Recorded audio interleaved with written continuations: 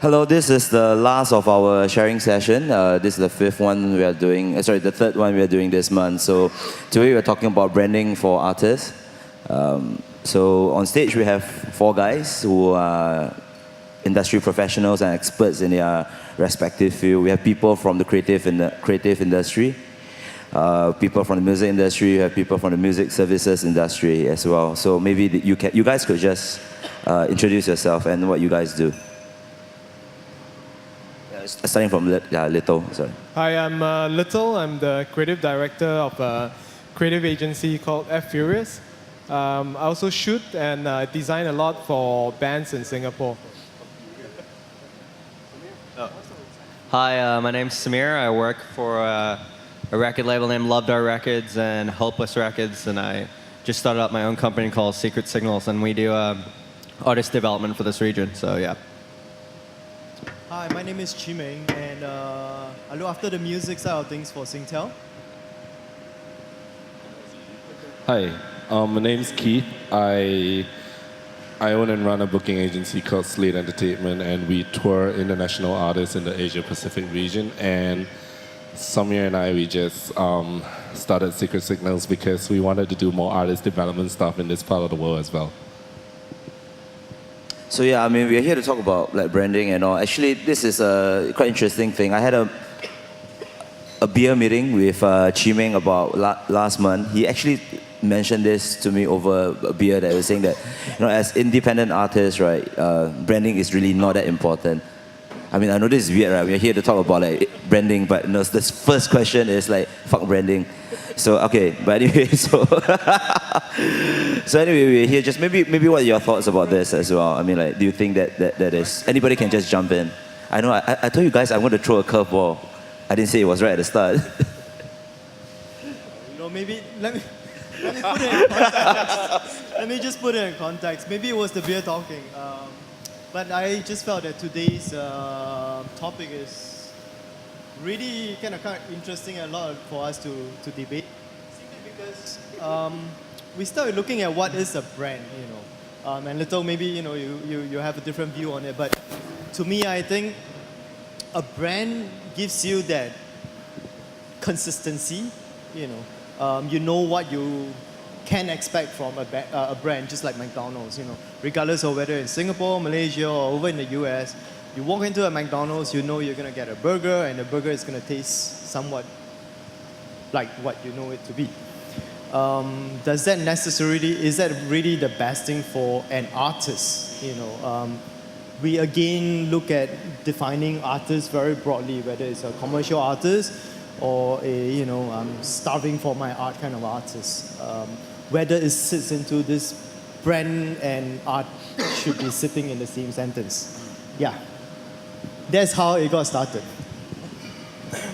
Okay, I mean, the whole idea about branding for a lot of acts, bands and all that, they don't really realize that as a music artist, you are a brand itself, you're like a company actually. So, I mean, you guys have worked with different artists, different brands as well. I mean, for Little, you work with a lot of your corporate clients and all.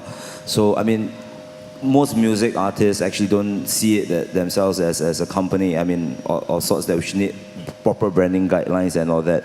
So I mean, we worked with quite a few artists. Little has done a lot of album covers for like the independent bands in the 90s and actually even in the last 10 years as well. And as you mentioned just now, he's very active in photography as well. So I mean, what are your thoughts actually on that? Like, how would an artist, a band, when you start out, how should they start looking into developing like something that is uniquely theirs or something? I mean, this question is also up for everyone who might have some thoughts on this as well. Yep. On photography... I mean, it's not just photography, I mean, it's overall, yeah. I mean, just on photography itself, the common thing that I always start with shooting a lot of bands is that please wear something that you can coordinate and look good together. If you're all wearing dark clothes, then just some of you wearing dark clothes, everyone just try to wear dark, because you don't want someone who's wearing a fluorescent orange shirt turning up at this thing and throws the whole thing off. So image is very important, because for example, like the last band I shot was in each hand a cutlass. because I knew what the music is about. It's heavy metal, it's post rock, it's instrumental rock. So there's that heavy element to it that I thought I don't want to shoot them in a very glitzy kind of environment. So I actually went out a whole day looking for very grunged out, very rusted metal kind of environments to shoot them in. So it's the kind of thing that I have in mind in setting an image for a band. And down to designing itself as well. If I'm working with a particular band, I have to understand what kind of music it is, what kind of outlook they have, and create an image around that, rather than taking up the latest trend, the latest look, and applying it to a band, which would not be appropriate and would not be fair to the music that they are trying to put out. I mean, the rest of you guys work with X as well. What do you think actually, like in terms of like how important is image to an artist brand? I mean, I'm sure you guys have your own take on that topic. Keith looks like he's ready to unleash some fury. Fuck Brandon. Gosh, I think it's actually pretty distinct if you catch a band that has an image and a band that doesn't have one. Even though some people, it's actually always on the back of the minds of a lot of bands. Like they tend to think like, do we start coordinating our dressing and stuff like that on stage because it'll look really douchey and stuff like that. But the thing is that when you're on stage, it's a presentation. So I think it's necessary to have a certain sense of coordination or at least in syncness, like what Little was saying. I mean, otherwise, everyone wears black and then one guy wears a shocking pink shirt, and then it's funny. It's just not gonna look good. So I think the branding thing is important. It's just how you look at it. Yeah. I mean, you could tell that we are totally not a band, actually. The five of us. I don't know. My sense of humor is not really working today. I don't know. Sorry. Anyway, I mean, we've briefly touched about like image and all that as well. I mean, what do you think that actually? I mean, you guys work with like, a lot of young bands or like fledgling artists and all. What do you think actually is lacking in terms of like when they actually market themselves? I mean, how do they position themselves? Do you think that there's something that they should be looking at? You know, what kind of mistakes have you seen that they have been making, and you think that, okay, this is really crap, you shouldn't be doing this? You know, just any examples you could think of. Okay, Keith is laughing. Samir is grinning. I mean, one of the things I realize is that bands actually lack the long-term planning when it comes to branding and kind of their vision. I think bands don't understand their own branding, and I think that's the biggest issue. And this is something that bands need to keep in mind when they grow. Like, you know, another question is like, you know, when I get a label, when I get a manager involved, if you don't know your own brand, you don't know what kind of team you're building, and that's important as well. So I think from day one, a band should at least understand what its brand is and what its vision is long term, and that will help plan the next steps for the band as well. So that's something I've definitely seen. You know, you get a lot of bands asking, you know, what about image and all that, but if they don't understand their own brand, then that's something that there's only so much other people can guide them by. So Actually, yeah, you know, I agree with Samir because first of all, you need to know the audience that you are talking to, who is your audience and what your segment is. But very importantly, a lot of times when you have, it's always double-edged for me, I felt. Simply because when your brand is so strong, it's difficult to take another direction in an artistic way, on a creative level, right? One of the bands that I just thought faces that problem is someone like, you know, say Linkin Park. You know, angry young man, you know, they have a lot to say 10 years ago, right? Now they are all $1 million rock stars, you know, if they want to take the liberty of heading to another, you know, direction, what do they do with that audience? Their brand was so strong. They were one of the first to came up with a logo for their own band. What do we do now? You know, so it's always a double-edged, and I think the long-term approach needs to be there. Although, having said that, it's easy for us to sit here and say, you need to do that. But number one, focus on the music and find out who you are trying to reach out to and who you are speaking to. Actually, there's a band that we both know that it's because of this situation, it's on a hiatus now, and actually they're called the Click 5. When they first came out, it's 4-5 guys out of Berkeley, and then obviously they changed the singer. But it was targeted around power pop and for like this set, almost so narrow and fine-tuned target audience that now that they're all grown up, they're like, what do we do? I mean, we can't be playing like happy power pop songs for teenage girls our whole lives. So that's kind of like, and that was the crossroads where they're at. And I mean, so I think right now what they've done is like the best thing for the band, although not for business. The band's on a hiatus and all of them are doing their own stuff. But so that, I think that kind of like brings it all back to like branding as a band and stuff like that. I mean, I've also spoken to managers where they hate it when you say an artist is a brand, And I think the best way to look at it is that artists needs to see their whole thing as a career and a business, but build a brand around their business as opposed to seeing themselves, trying to build themselves as just commodities, I mean, I think the word branding is very intimidating to a lot of artists, like young musicians when they first start out. How, like what Keith said just now, that you shouldn't look at just for some artists, some managers, you don't look at it as you're a brand, you're a commodity. You look at yourself as your long-term career and all that. I mean, but how would that be able to translate back to how they could sell themselves? How could they put their music out there? Would you have any thoughts on that? That how could they shape what they are doing into something that they could actually push it out? Could you repeat that? I don't get the question. Yeah. Okay, I mean, in terms of as an artist, right? How do they actually how do they actually shape whatever they're doing into something that is maybe a brand? I mean, what are your thoughts? And maybe in terms of you guys have probably worked with a few artists as well. How do you actually help them to achieve that, to shape whatever have they done, their work, their artistry into something probably that is uniquely theirs? So I mean, maybe that is something a bit easier. Yeah. I mean anyone who. I mean, with my work with Hopeless Records, we do a lot of artist development, and it's one of the main things we talk about is storytelling, right?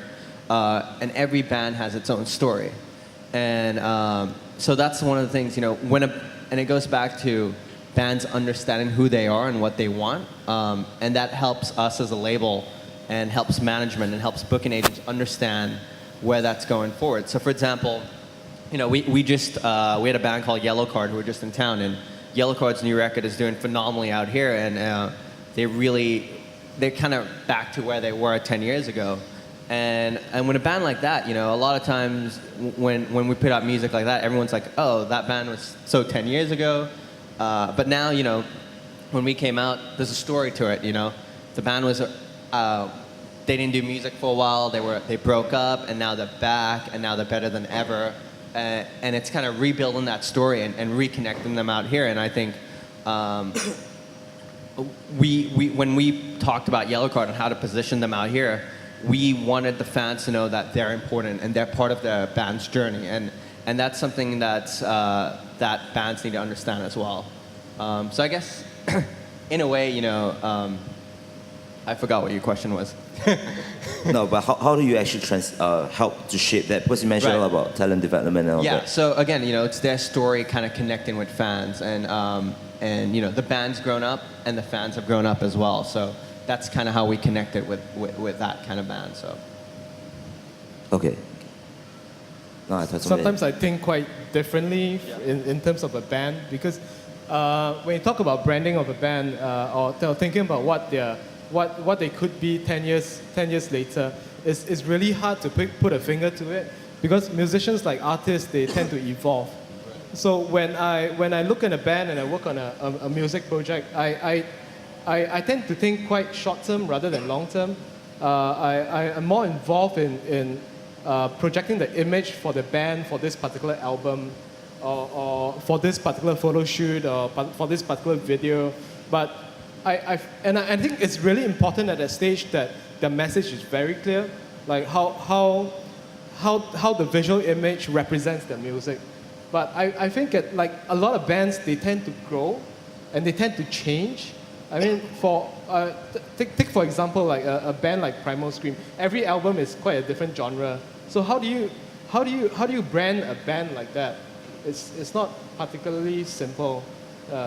And it's really hard to tell this band, hey, you got to wear black for the next 20 years. You know, it's just not right. And I think it's too confining for band to be, or an artist to be branded in that sense. Exactly. That goes back to my first point when we're having beers. You know, how do you... Because a good brand, you know, when you successfully build a brand, it's so strong that it stands for something, it sticks with you. And to deviate from there is challenging. I guess maybe to make it a bit easier, perhaps if we take brand out of the discussion and call it positioning, you know. I guess that Primal Scream is a very good example.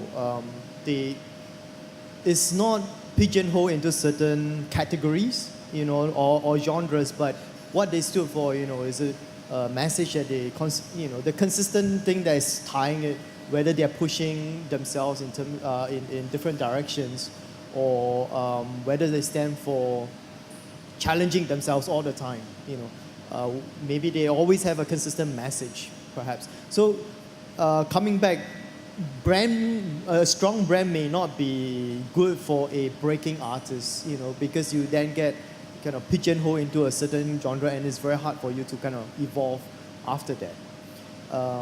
And to really say on our earlier question, I think one of the key things is really to be open about. If you're a songwriter, you know, just really focus and expose to a lot of different music and work with others, because as a photographer, you know, as a musician, I wouldn't know how to take a good photo of myself. You know, that's where if I were open to ideas, to art directors or photographers like yourself, and I took the input constructively, that will really help as well. You know, instead of very sort of kind of inward looking, no, this is my creative piece of work and it has to be this way. Okay, we actually have a mic right at the front, so if you guys have any questions, just feel free to come up and ask. Yes, let's try not to be very Singaporean about it, so just come on and ask at any point in time. So, I mean, we were talking about like a good messaging and all that as well, but I do note that sometimes that a lot of young bands, they tend not to be able to sell that message quite clearly across. I mean, is there something that you think that they should do to actually to hone down on it, or like some mistakes that you might have seen, you know, that you think that they could avoid, you know, like in terms of that positioning the messaging?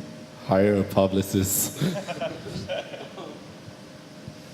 I think, and to go along with Chiming, the thing about putting brand aside and all that, I agree with that, because I'm always more about artist identity rather than brand. I think that always loosely gets merged together.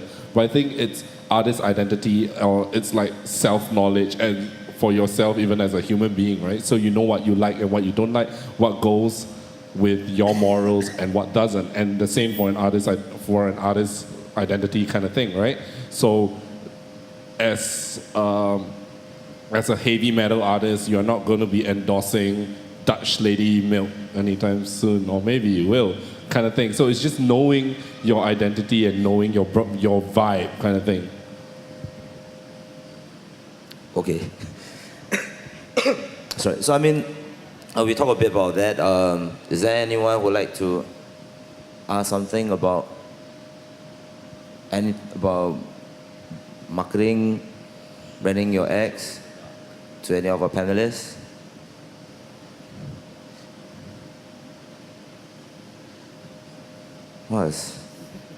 I get more, yeah, it's like, oh, that was awkward.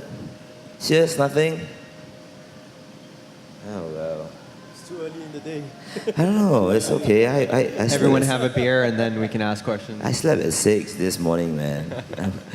Okay, I mean, like, maybe we could just chat amongst ourselves, like what we've been doing for the past half an hour anyway. So, I don't know. I mean, I did a session in the past where we talk about, using social media to market yourselves and all. So, how much of it, like, do you think is tied back to the artist's identity? And I mean, like, how would they actually use it effectively?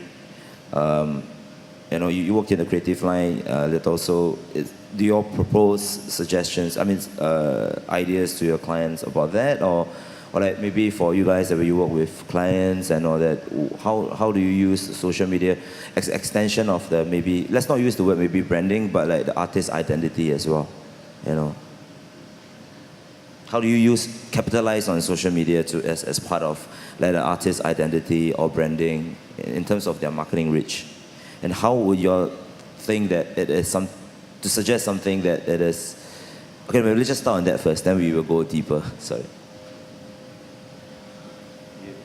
No, I think an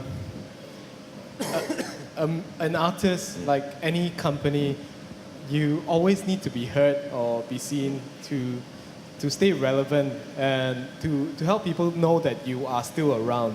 So even in the social media platform, you constantly have to put up posts or talk about your taste by linking to other things that you like, and then your fans out there and people who will be interested will still know that you're around. And besides just letting them know that, oh, I have a gig next week, or I'm going to release a single in 2 weeks' time, it's very important to let people understand what you are about as a musician or as a band, and in understanding your taste. I think that's very important. Actually, I agree with, sorry to jump in, so I agree with Lito on this, because I realized that a lot of bands, a lot of acts, they tend to actually just post that, like when you say, oh, I'm playing a show this week, next week. I feel that the page itself, I mean, all this market, you're able to use it to let people know who you are as a band, as a person. Yeah, sorry. I mean, one of the main things of social media is that it's not one-way communication, it's two-way. And as much as it is letting the fans know who you are, it's good to hear what the fans are as well. And that's something, we've used for the work with Hopeless. We've used social media really well. A reason that we got on radio is because of Twitter. Kids would tweet us through DJs, and that's how we would open up, put in music, service and music to radio and sales as well. So as a band, you need, like Chimeng was saying, when you know your audience is on Facebook and on Twitter, you have to be on Facebook and Twitter because you have to be reaching out to them. So it's really important to be there and making sure that you're creating a conversation that's engaging. It's not just, hey, we're in your town next week, we have a show next week, come out. It's you want to connect with the fans. The fans want to be part of your story as well, and I guess that's what's really different. I mean, you look 10 years ago, and I guess when you had the pop bands like the Backstreet Boys, the NSYNC, and all that, it was very one way. It's like kids would just hear and that's it, but they couldn't connect. And now it's very different, and now it's like they can tweet the artist, and that communication adds to the repertoire and relationship between band and consumer as well, and that helps grows a band down the line. 2 or 3 years, these fans are still coming back to you. So. Actually, that's a good one. No, I laugh, sorry, simply because the boy bands never really go away, and they'll always be there, right? Spoke about NSYNC, and it just came out with one direction. The only difference between them was social media. The thing with social media is it's easy to start. I think a lot of us, when we first started, we never had that avenue. That platform was never there. We engage, we work with the media, we work with radio, we work with print, but that direct access was never there. But the key thing is really be yourself and not see it as, here's, I'm putting out a new single, please go buy. It's not one way that way. Along the way, it should be, it's easy to start something, but keep at it so that just to kind of reinforce that Allow the audience to know who you are. It doesn't have to be, oh, I'm putting out a new material, please check it out. It could be, hey, that old lady crossing the road alone is not right. Someone should be helping them. It helps the audience know you, and that's where it's important that identity. A lot of us, I think, when we first started, never really had a chance, but it's all open today, and that's really a key avenue to interact with the audience and shape their perception. If I'm using the right word. So I mean, we talk about we talk about like marketing and all that. And I mean, in terms of the artist itself, when you present yourself to the public, like we mentioned that there is a lot of aspect, or like if how to connect to the press and all that. I mean, Keith said hire publicists. Little said something very like the image, the look must be correct, must be relevant, and all that. So I mean, maybe we will just touch a bit about how in the whole area of like that aspect is presented to the public, to the press, to the media and all that. We start off like with photography just now, and we have publicists and all. So I mean, like, how would you think that whole package can be tied in together? Like, from like the press shots down to like writing the press release, and in terms of like how is it presented to the press, to the public. I mean, like the pitching, the storytelling. We talk about storytelling just now. Like every band, every artist have their own unique story. How would you think that what do you would advise like the young artists or bands to look inside themselves and think that what's so unique about themselves in terms of like so they can shape in terms of this aspect of their career, of their craft, where they have to do the marketing and all that. I know I'm a bit long-winded today. I'm talking a lot because nobody's asking anything. So, yeah. Please ask something. Yeah, so I mean, like, what do you think? I mean, when we were talking about like presenting themselves to the public and having a clear vision, how do you think that an artist could look within themselves and bring that out and shape it in a way? Because you work with different clients and all that. You advise them on like, okay, this color is better, or is it like you should bring this aspect of the product more in clearer vision? And I don't know, like in terms of like the rest of you, when you sell the story, the storytelling, how do you work? How do you craft that story? Essentially, I don't know. All right, okay. I don't know. For me, it goes back to the fundamentals. The media may change, whether it is radio, print, social media, but the fundamentals remains unchanged. Think about it, right? If you want to tell a story, you need to engage and build that whole sort of arc, and it's the way that we tell. But before you get to the proper story itself, you need to be able to capture the attention real quick. Right? So in a simple press release that you send out, the publicist, any good publicist, whether it's professional or just helping out a friend, any good publicist will tell you that, hey, the papers or the publications, they have pages to fill. They need to tell stories as well. So number one, you need to understand that. And number two is then, but they're all busy people, like everyone is. So in the first kind of paragraph or first 5 sentences, you must be able to capture and, hey, you know what? Hook them in, tell them what you want to, or what they think that you're going to tell them, and then you buy yourself the opportunity to then tell the fuller story. It's really key, and with short attention span nowadays, you really need to be able to do that within that first kind of 5 or 10, whether it's a radio engagement in the first 5 minutes or so, or the first para. It doesn't matter which media, but the key fundamentals of doing it right is critical. That's where a good publicist will take you a long way. I think packaging helps as well. People call it tricks, people call it gimmicks. I say it's anything and everything that allows you to capture the attention of whoever that it is that you are trying to reach out to. It's like having a conversation, right? So you need to kind of like capture a person's attention to make them want to listen to you. So, I mean, the more creative you get with your packaging of your press kit, the higher chance you probably would get to tell your entire story. Because you, and I think press, although they get all so much of this kind of stuff, and then people think like, oh, would they be annoyed? I think they like to get thrown off guard because they get something they don't expect, they get really interested in it. At least that's what I think. Here's a secret. Do not send your press release to everyone because everyone does not need to read your press release.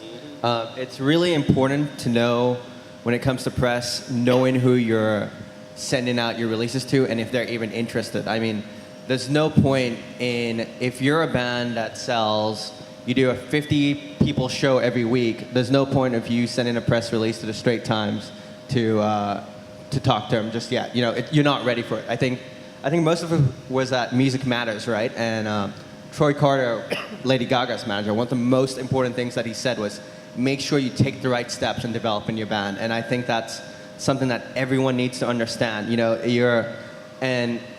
you got to break it down. You know, I've always lived by the motto that always have lunch with everyone, always talk to everyone, and it doesn't matter who they are or what they do, because you don't know who they're going to be or what they're going to do down the line. You know,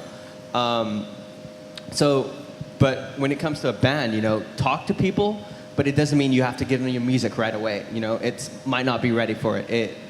Maybe 6 months down the line, then it might be the appropriate time. And know when you pitch it to certain publicists, or I mean rather, certain journalists, know that journalist would be interested in your stuff. There's no point, you know, if you have a journalist like you love hip hop, right? I do. Yeah, you love hip hop. I'm not gonna send you a folk country artist and say, hey, check. Well, okay, but you know, for the most part, right? For the most part, I know you like hip hop, so I'm gonna come to you with hip hop artists that you will love, and not come to you with a folk artist. So it's kind of knowing the press and understanding what they want, because at the end of the day, it's a two-way street. Again, you know, you have to fill, they need you and you need them. So it kind of works both ways, but it's listening and understanding them and kind of tailoring your music, or, you know, if you're in a label, tailoring that artist to what that press needs is what's key in building, and yeah. And I think that applies to venues as well. Yes. Yes, if you only if you only pull 20 to 30 people, don't write to a venue that can fill 1,000 people, because then you just lost your first chance to talk to them the first time. What that means is kind of like the next time they receive your press kit, maybe it's like, sure, maybe it's 5 years down and now you play to 1,000 people, but it's kind of like, oh, wait a minute, that band kind of like sent this in already and stuff like that. So, and then they'll be like, are they still playing to 30 people? I don't know, but kind of thing. So write to venues that are size appropriate to you. I mean, you will, trust me, if you're doing well, the 1,000 venue owner or whoever's programming festivals for 1 million people will hear about you.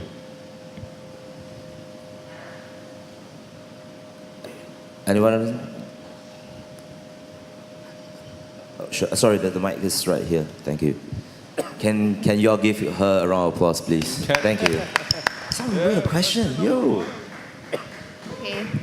Is it on? Yeah. Hi. Okay. I wanted to ask about if, let's say, your brand as an artist differs from the kind of music that you sing. I don't know how that's possible, but if you're starting out, okay, because I'm starting out, and I feel like my music would be different from the kind of personality or character that I have. So in that case, right, do you change the look that you have, or do you change, like, you try and change the way you write your music, or do you try and put them together in a dysfunctional way? Can you describe your music? Like poppy, soul kind of thing. But the kind of like my kind of What's image wrong is with more that? like what? What's wrong with that and what you look like? Oh, don't take what I'm wearing today as a reflection. Today I kind of jumped out a bit and ran here, literally. But Sounds like us. Pretty much sounds like us. yeah. So if it differs, right, then what do you do?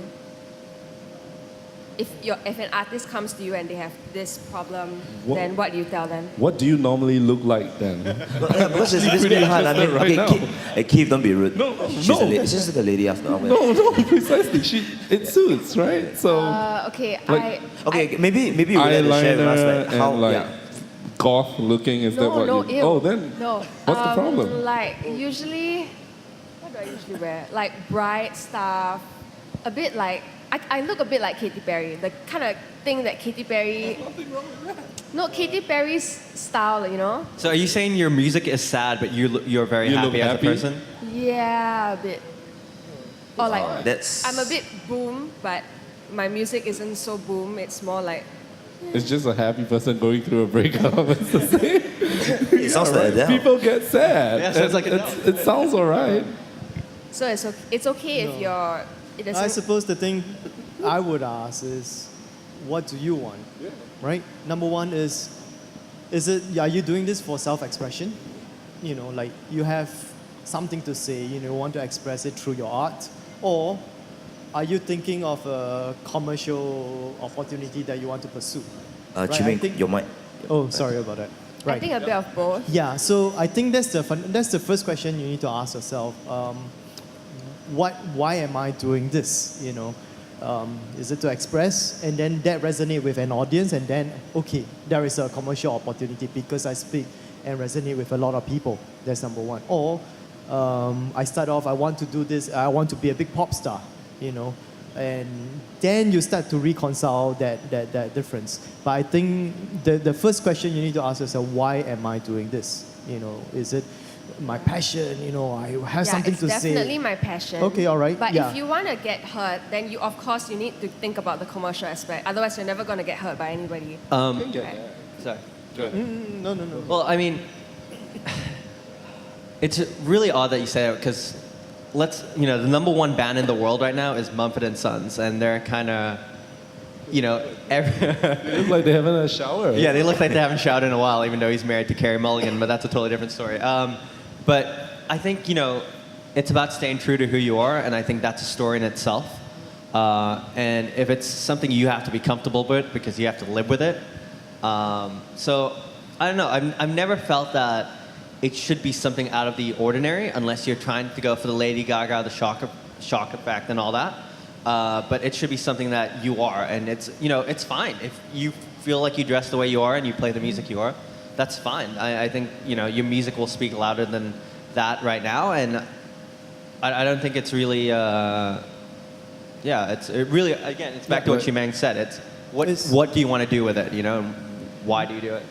Look at the last year's biggest album, Adele, right? She sold, 50 million or 100 million or whatever it was.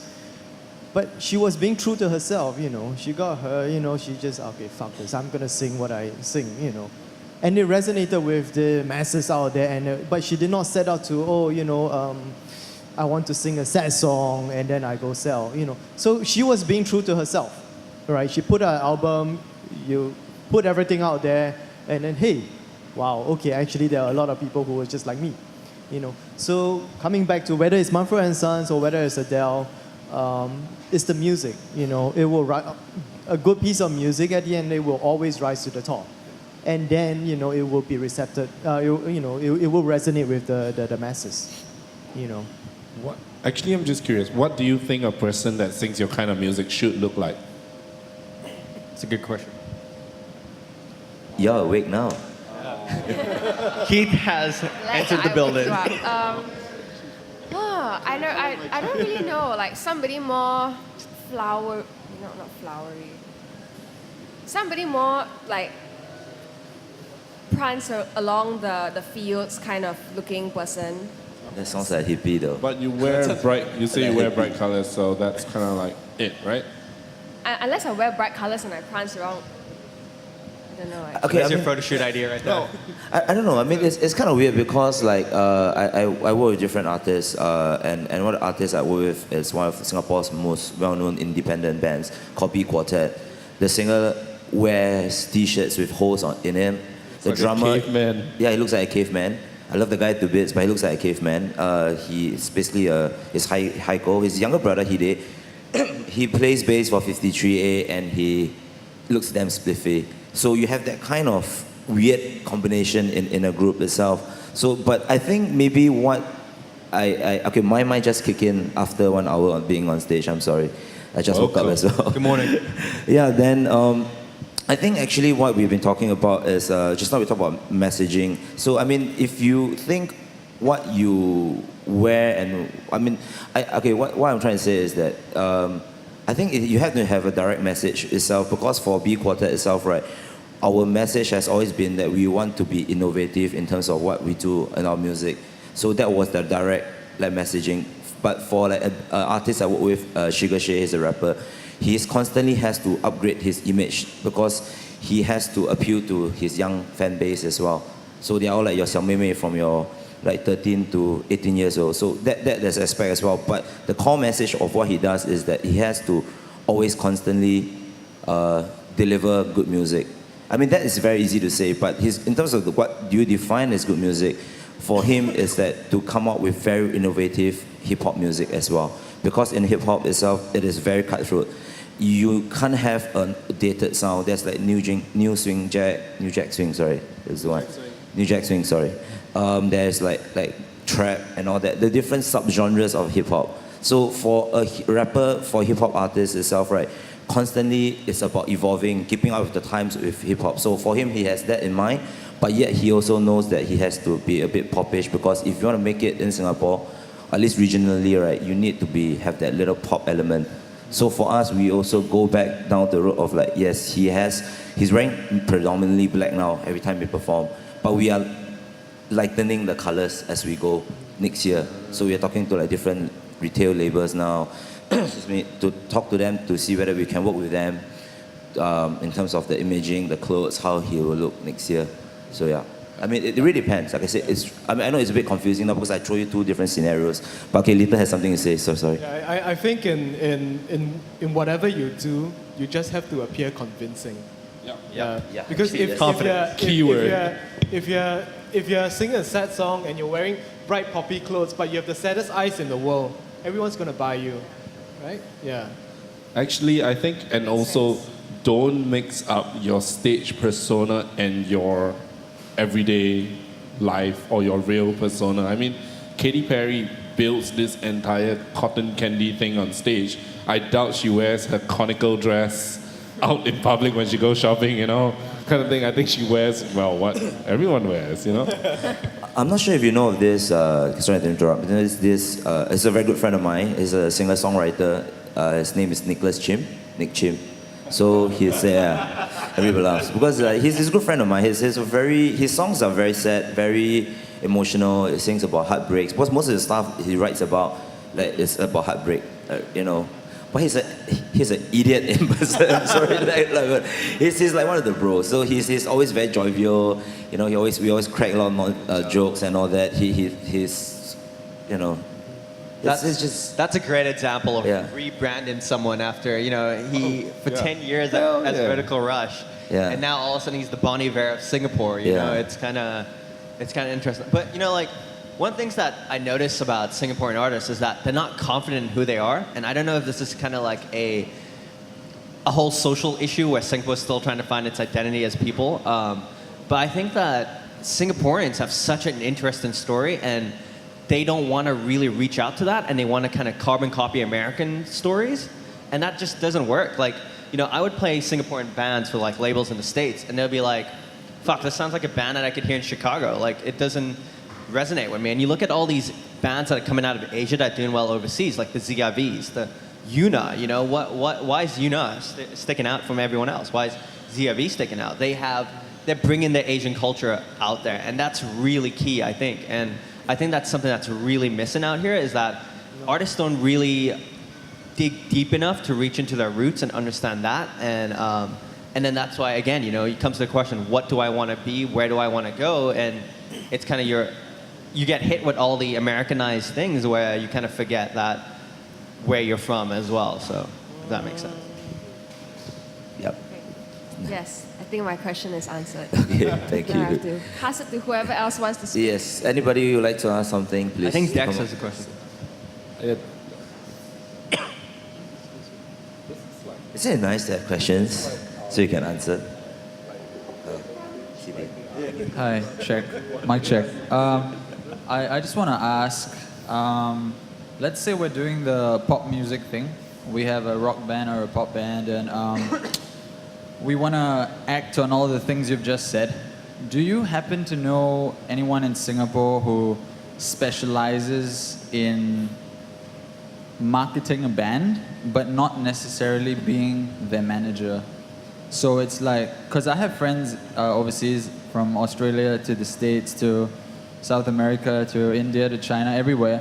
And yes, the population there is much bigger and the industry is much bigger, and they have people to do everything for them, from manage them to market them to direct their songwriting to so on and so forth. But do you guys, from your experience, happen to know anyone in Singapore who can let us focus on making the music and market us in such a way, you know, like whatever you guys have been saying, like Okay, do a good job of marketing you? I'm just going to interrupt these two guys because these two guys, once Samir and Keith going to start, they're going to start their sales pitch. It's true. You guys started that company. I wasn't going there. No, I wasn't going I was there. going to go. It really wasn't, yeah. I was going to go to Little's thing. Okay. First of all, I mean, you sound ashamed that you're doing pop, so you miss convincing right there. Like for me, I don't know why people are afraid to do pop. Like pop music's pretty awesome, what? So that, and so if then the goal is you want to be famous, right? It really doesn't matter for what, right? So I guess that kind of answers it. Maybe if I can just kind of jump in this one. Perhaps the role of an artist manager wasn't really sort of kind of clear, or whether this part of the world, whether we have mature, our industry have kind of matured into a. I don't think a artist manager actually gets involved in the creative process. You know, a good manager will allow you to flourish. You know, he has an eye for your talent, respects that, allow you to do your, you know, do what you do, right? And not necessarily get involved in the creative process of the actual music making. So when I sort of kind of, when you first brought up, oh, can I have a marketeer that is not a manager? A manager does the business side. It's more than just marketing. You know, he's going to look after your interests, you know, whether map out on a long or short term kind of goals.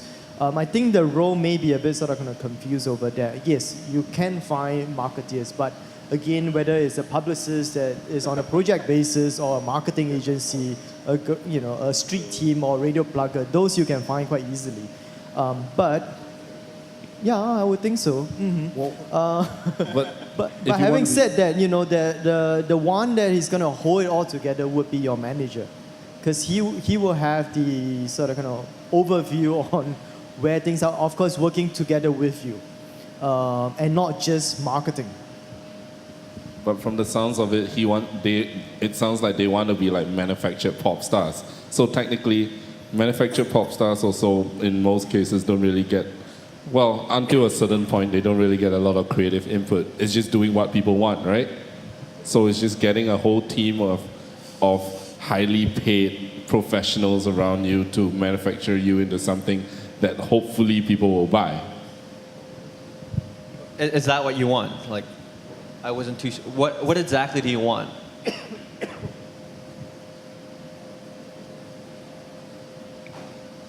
My question is, do you guys know of any marketing agencies in Singapore who do just that? Just market bands and sculpt their image so that, like Keith said, you could sell as much as you can.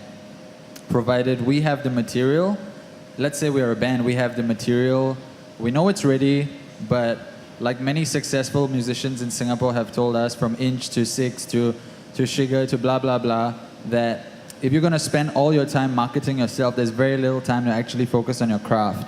So assuming we want to focus on our craft, are you guys aware of any marketing agencies / people in Singapore who a new upcoming band can approach? And you guys are willing to pay them?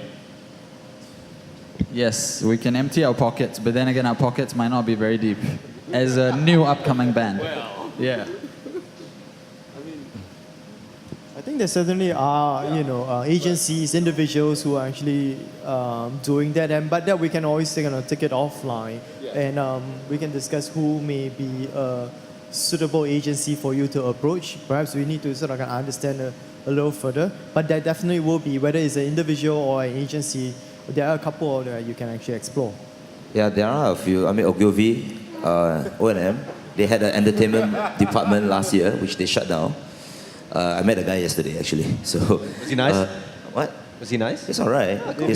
He used to manage In Excess during the Michael Hutchins era, so that's quite interesting, though. Get ready to empty your bank account for that. Yeah, get ready to empty your bank account. Okay, I mean, the thing is that not to throw a wet blanket over your ideas and all, but I think that, you are looking for probably management. Manager in Singapore, unfortunately, basically covers almost everything. We do publicity work. We source out for venues, we try to look for sponsorship and all. Okay, I mean, this is really quite unrelated to the whole entire topic today, but in a more structured music industry market, right? Usually the artist is like the CEO because of a company. Like I said, because we keep talking about you. I mean, I've noticed that most acts in Singapore don't really treat themselves as a company.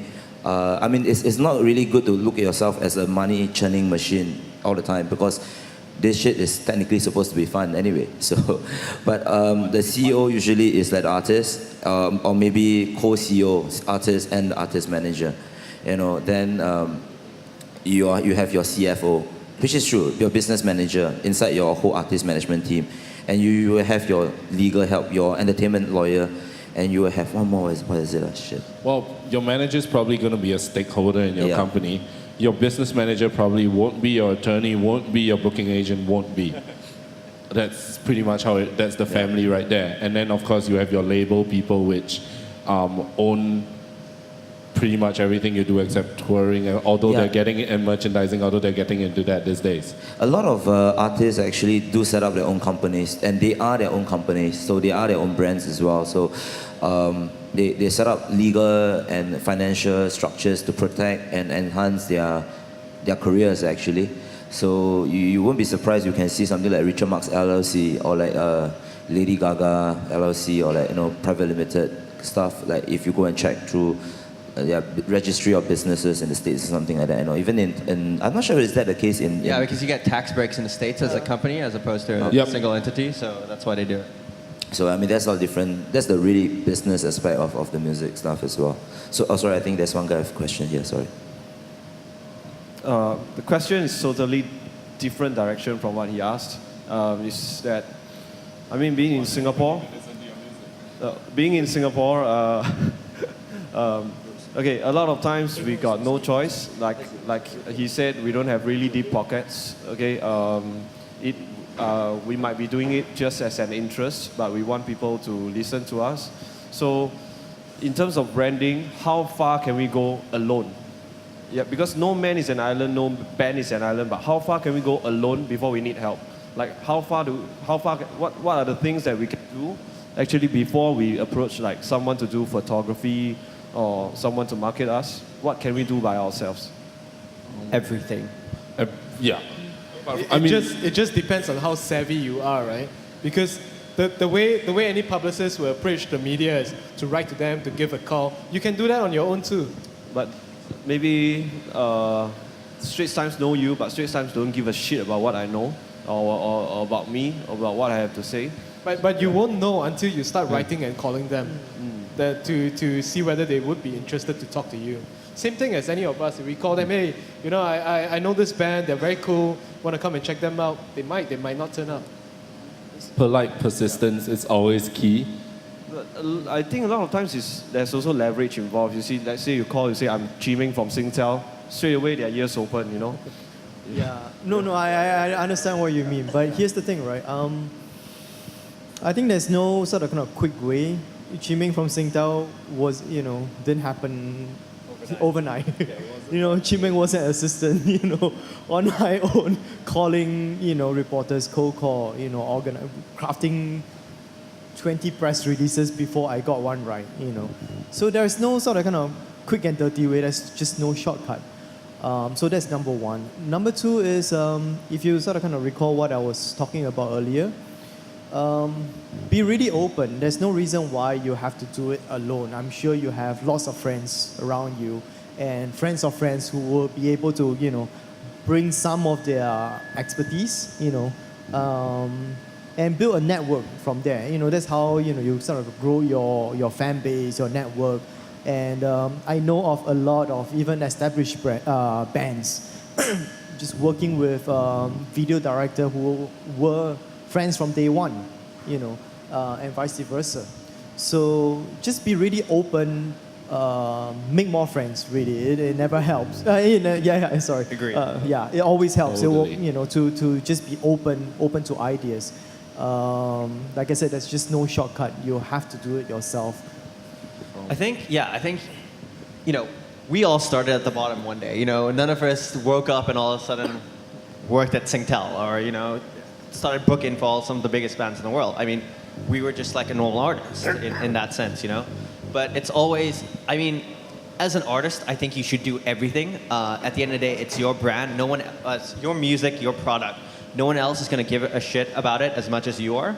And I think that's the most important thing. And also, when you look at a scalable approach to it, when you do, when you have toured, when you have reached an amount and you're looking to add people to your team, because it's about building a team, right? Your label is your team, your management's a team, your lawyer is a team. How do you know those lawyers are not bullshitting you, unless you did it yourself? How do you know that manager is not bullshitting you? And I think that's what's important is that unless you do it yourself, like labels want to work with bands that do it themselves because they know they're working with a band that wants to take it to the next level. If you're going to wait for someone to give you all the, open the doors for you, that's fucked up in all honesty. I think it's short-term thinking. It's not really long-term thinking because you want to keep growing your career. So I think, book your own tour. If you need help with press, this is how I did. I used to read magazines and look who all the editors were, Google them, find emails and email them. Or, call into the offices and be like, hey, I would love to spend 5 minutes with you. I got my first job at a record label because I kind of just called up their office one day and said, hey, can I intern from you? And that's kind of it. You just need to create your own doors and create your own opportunities. And if you have opportunities come, make sure it's the right opportunity. So, and it's, there's no real way of doing stuff. And I think that's what's, just like any business, if you find a niche and you find support, go for it. There's no right or wrong way. No one's going to come to you and say, hey, you're doing it wrong. Or, it's always about finding where you can fit in and who supports you. So, yeah. To add to that, I think like what Chi Ming says, friends, right? I think you can get a lot done without having to spend a lot of money. People understand what you're trying to do when you're an artist. So if you have a friend that has a camera that takes somewhat pretty cool pictures, well, ask him to see if he can take some pretty cool pictures of your band. If you have a friend that it's in PR, you don't have to hire them to be on your team, but you can draft up something which you think might be pretty good and then ask them to kind of like chop it down further for you. It's everything, and polite persistence. What I mean about polite persistence is some bands get a sense of entitlement where they think when they send an email to someone, people should reply them right away or within a week. And then after a week later, they don't hear anything. They send an angry email and say, why didn't you reply me? I couldn't do that in the past because I was working for a government company, but these days I would really like to reply, what the hell should I, So basically, and I think Samir touched on something very, very important, which I'm a big advocate for. I think every band should know their business. Otherwise, you're going to get screwed so bad, really. Also, you talk about press, Straits Times, One journalist at Straits Times doesn't like your stuff, doesn't mean the next journalist won't, I think you should never take no as an answer. If you take, and you have to accept failures and accept risk in what we do, but if someone says no, you go to the next person. You don't hold feelings between them because one day they're going to come and ask for your music, and then you can be like, hey, I actually gave that to you a while ago, and you keep building those relationships. And it's always, it might not be the right product now, but like I said, take the steps, and things will slowly develop as well. So. I think one of the interesting case studies we have this year is this very young band called the Sam Willows. I mean, I find it very interesting because, right, I mean, besides, of course, if you go Google image them, they are a really good-looking band. So they're really like good-looking people inside. But that's not really the point why I bring this up, because in terms of like, they have no management. They have everything they have done it themselves. So since they appeared on like the music radar in Singapore, I think the last 6 months, they have done a lot of shows. They have a few very big shows coming out as well, which I mean, I know of. And this is something that I think a lot of bands in Singapore will not be able to get, even though they have been working the last 3 years, or even X at all. I can't say what other shows because it's still PNC right now. But the interesting thing is that you have been talking about, you know, getting a team and all that. I look at their press photos, they're very nicely done. They got people to style their hair, they have makeup on, I mean everything. They got people to design the typography for their font, everything. The first time I met them, the guitarist John, he gave me a name card. I was very, very impressed by that, because most young bands will be like, most young artists will be like, okay, hi, this person, you know, can look me up on Facebook. They went beyond the step. They said, fuck this, I want to just give a name card. So I got a name card, everything. So I really felt that, and that was only, I think, if I'm not wrong, their second show. So they really have that level of understanding of how they can work, being professional. Because actually for that, it's not just being like an artist, that's being professional. I guess that something a lot of us, probably even I myself, have to learn as well, you know, just being able to, I think that's proper branding in a way as well, you know, being professional. Yeah. I mean, I work with a band called Silverstein, who are an incredible band, and I love working with them because they manage themselves. They don't have a manager. And this is a band that has toured the world numerous times, and they've sold close to 1 million records, and they manage it on their own. And I love working with them because they understand where they want to go. They understand their vision. They understand how they want to get there. And, you know, it helps bounce ideas off them. And so I think it's always key for a band to do things on their own before building a team, because then you have your own value. And, you know, for example, if you can sell 10,000 records on your own and you come and a label comes to, I mean, you're probably going to talk about the Cab, aren't you? and more. I was going to give examples because I think people are always inspired by examples, right? So the Cab story, right? So the Cab were on the label, which shall not be named. You can go look it up. And basically, they released an album. They sold, I think, well, at least what they told me was they sold 1 million records worldwide. Want to know how much they earned?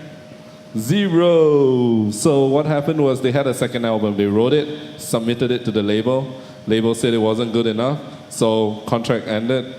And that album that wasn't good enough has like 3 singles on the top 100 right now, and all the labels are chasing them, and they're like, screw all of you. And you want to know how much money they have now? Technically, their company is like worth over $1 million. And I mean, obviously, that money spent like to promote themselves and everything, and that's a very good example of a band that's very involved in what they do. I mean, when they're on tour, yeah, they have a tour manager and stuff, but you can see the 2 main guys, the 2 Alexes, Alex and Alex, basically, they know and take care of everything. They're like, where's the merch, where's the this, where's the that, so you know a band's very involved in that, and that kind of band makes money. Another band that he knows very well as well is called the Zac Brown Band. He's like a millionaire. He owns a building, a 4-story building that has like a merch company and manufacturing plant in there, and he does merch for other artists as well. And he owns that building. That's like his building. Everybody knows that it's his building.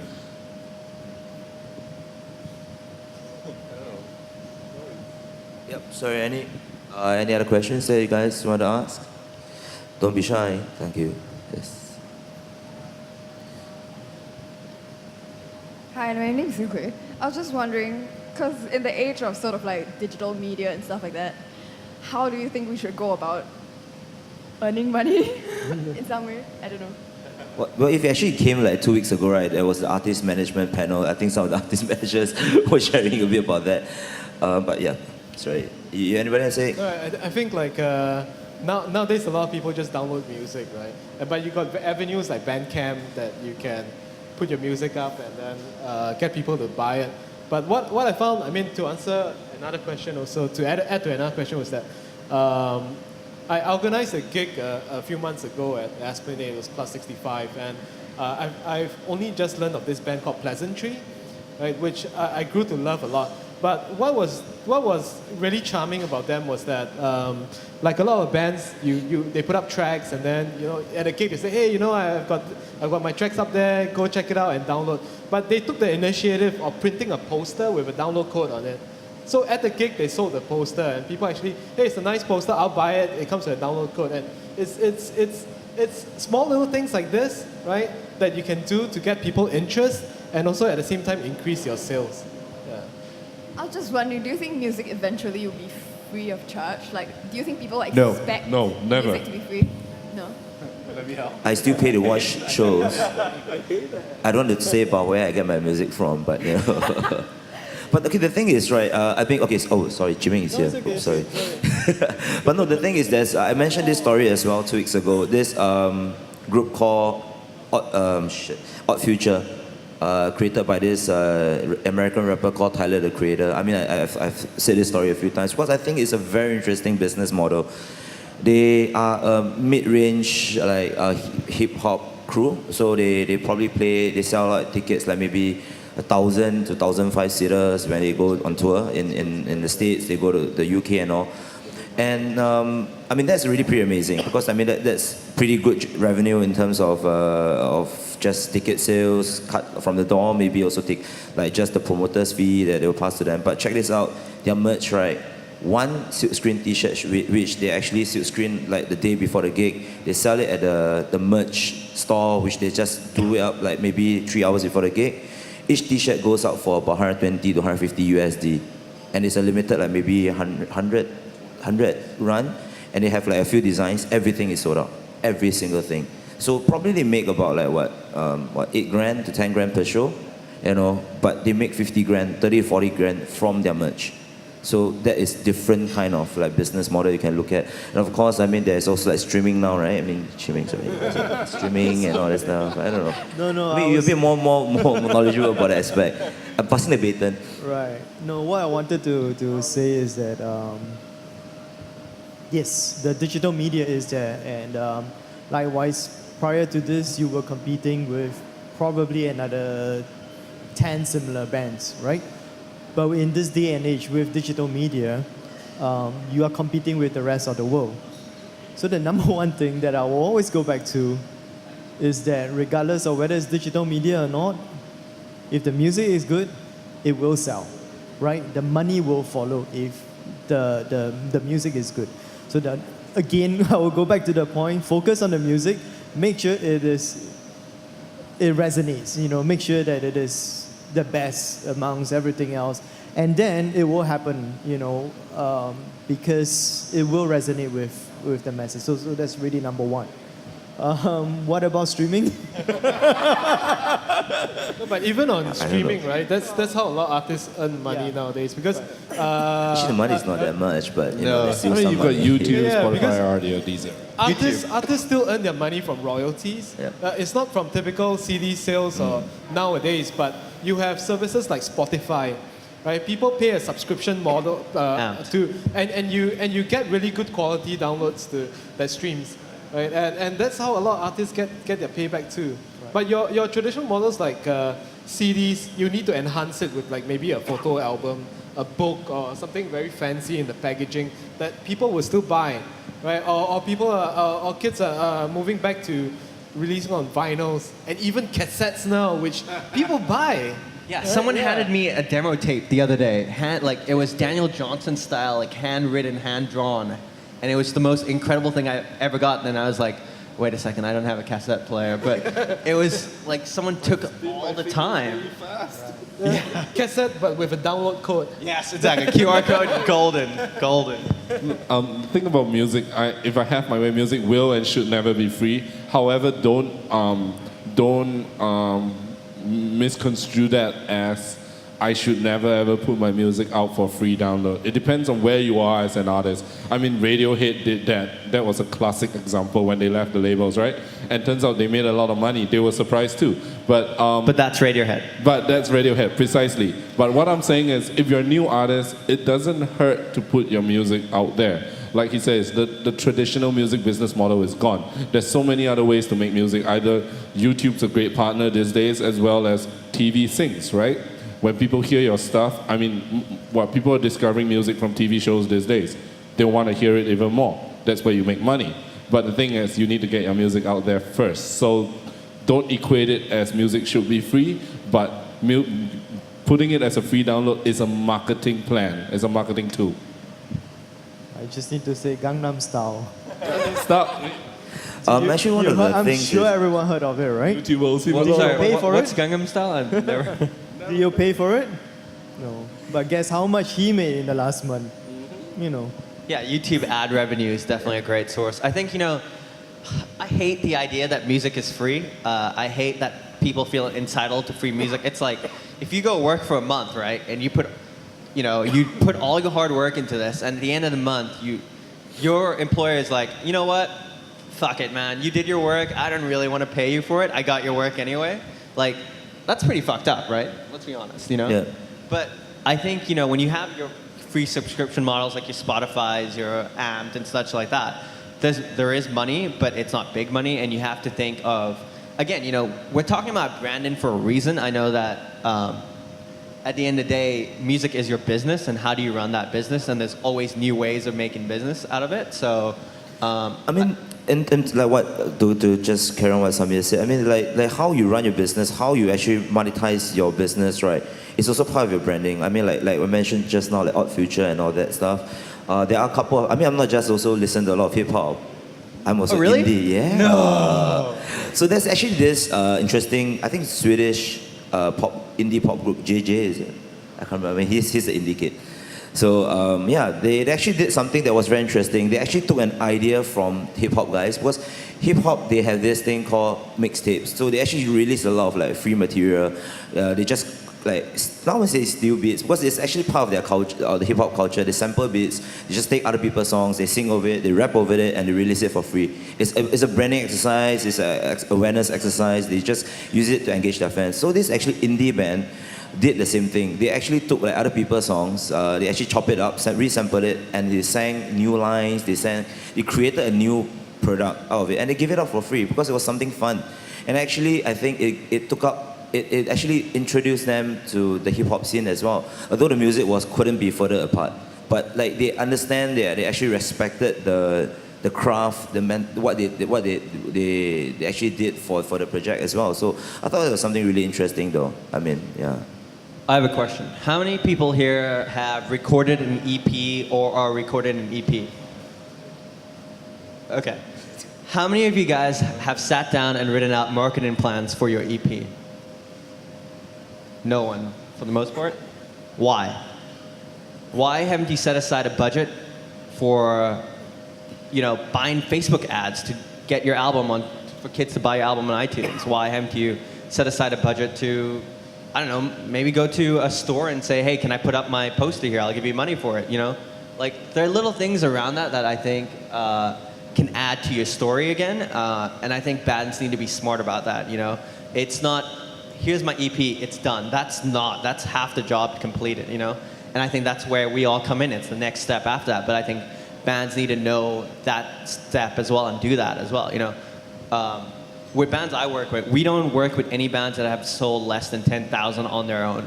And that's kind of how we work, because we want to take it to the next level, We're not going to, and, labels, yeah, you might write great music, but in all honesty, great music doesn't sell on its own. There's always something more you have to do. Great music's great, and it'll get heard, but it might not sell. So there's a difference. So I think music will never be free, and that's for sure. Hell yeah. But yeah, I think that bands could start maybe doing marketing plans and doing treating their music as a business and approaching it that way and working smarter than harder, and I think that will definitely help. And if you say there's no more money left for marketing after you recorded your album, means you budgeted wrongly. But there's so many things you can do for without, free.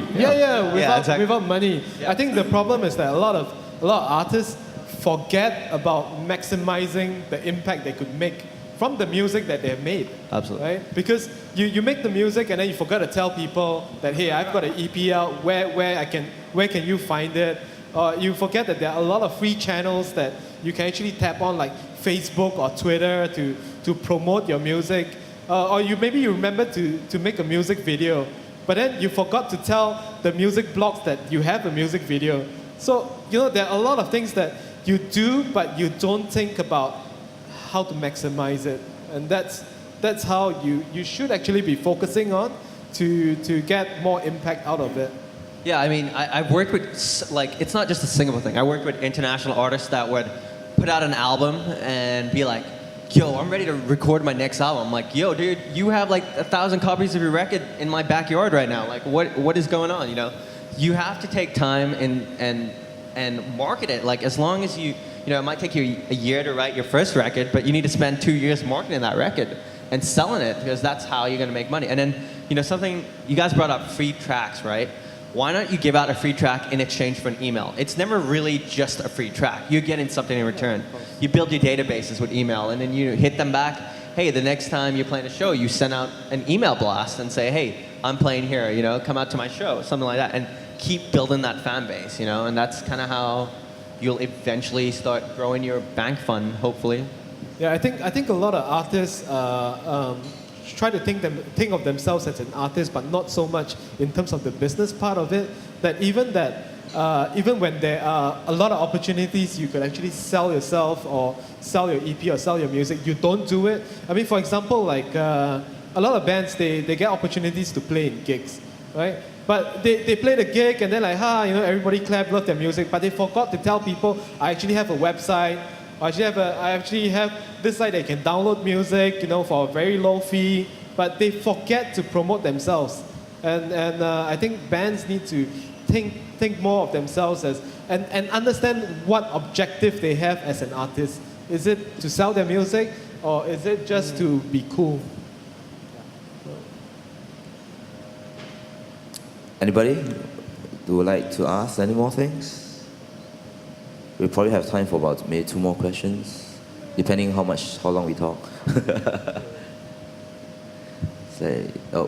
got a piece of that. It's cold and I need a pee. Hi, just to check with you guys. So let's say we have an EP out of 4 tracks. Maybe we have 1 music video for maybe the song that we think is going to be the hit out of those 4. When we send out an email to whoever we're trying to pitch to, would you recommend this is just a marketing trick I'm trying to ask for. Would you, let's say you're a band, would you approach whoever you're trying to impress in little steps, like tease them? Or would you just go, hi, my band name is blah, blah, blah, these are 4 tracks, download this, you can download that, this blah, blah, blah, everything in one email? Or would you, to be even cleverer, space it out over a few weeks or months? Let's say you're making contact with the same person. I would say less is more. I would say how I approach a lot of press, this is a little secret, is I kind of look at what they've been reading and be like, yo, I read your stuff on this band, this was great, and I have a band that sounds like that. Let's go have lunch. Change it, take it offline, go have lunch with them. Trust me, you won't believe how much stuff you can get with a nice sushi meal. But it's not that, it's not the meal, it's building the relationships with the press. They want people that know their stuff. And at the end of the day, if you can come with them with good music and you're continuing bringing them good music, they'll come to you for stuff and they'll do stuff on you. But it's, opening that door and then building that relationship. It's not, here's everything at once, And I've always believed that less is more when it comes to that. So. I don't know, I think it's for that, it's just very simple. It's about human relationships, exactly like what Samir has been saying. I mean, just maybe on my own look, I mean, I know all the 4 panelists from different times of my life, and Little, because he's always been involved. I always heard of him, but I've never met him in person. I think I did probably about last year, right? Around that time. Then I added him on Facebook. Actually, I think I added him on Facebook first, before actually I met him in person. It's kind of weird, because I have a friend, he's a bit of a... Okay, never mind, let's just not talk about that. But anyway, he's a friend of mine. So I met him through Twitter, and he used to work for Men's Health. We've never hung out. we've always sent, we always send each other pictures of Kip Upton over Twitter. Because we think it's funny. I mean, it's funny to me. Still, I think it's funny. And actually, that's how the relationship built up. And every time, he would come and tell me that, okay, there's this article coming out in Men's Health. This would be relevant to you. And he didn't see me as a newsmaker for him. He saw me as a friend.